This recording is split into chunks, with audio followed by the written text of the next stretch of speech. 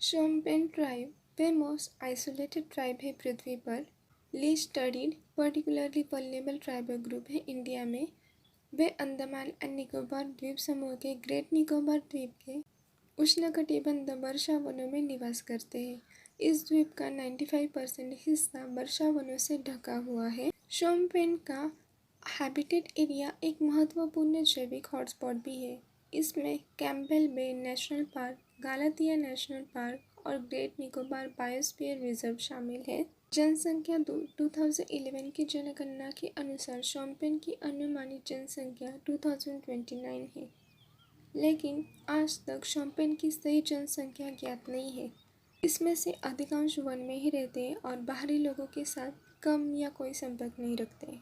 वे semi nomadic Hunter gather है और उनकी मुख्य आजीविका हंटिंग, गैदरिंग, फिशिंग और कुछ हद तक हॉर्टिकल्चर एक्टिविटी करते हैं। वे छोटे समूह में रहते हैं। उनकी क्षेत्रीय सीमाएं उन नदियों द्वारा पहचानी जाती है जो वर्षा वनों को पार करती है। वे नोमैडिक होने के कारण आमतौर पर वन शिविरों की व्यवस्था करते हैं, जहां वे कुछ हफ्ते या महीने तक रहते हैं, फिर एक और स्थल पर चले जाते हैं।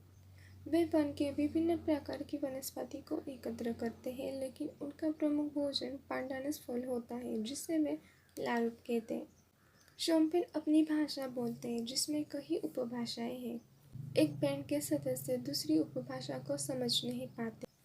वे छोटे से लेकर मध्यम कद के होते हैं। उनका सिर गोल या लगभग चौड़ा होता है। चेहरे की आकृति चौड़ी होती है और स्पष्ट रूप से मंगोलियन विशेषताएं जैसे हल्का भूरा से पीला भूरा रंग और तिरछी आंखें प्रदर्शित करते हैं। शोम्पेन की परिवारों में पति, पत्नी और उनके अविवाहित बच्चे शामिल होते हैं।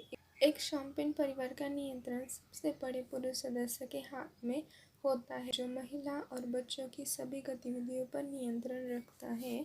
साधारणतः मोनोगामी में एक पति और एक पत्नी नियम है, हालांकि बहुपत्नी विवाह भी अनुमत है।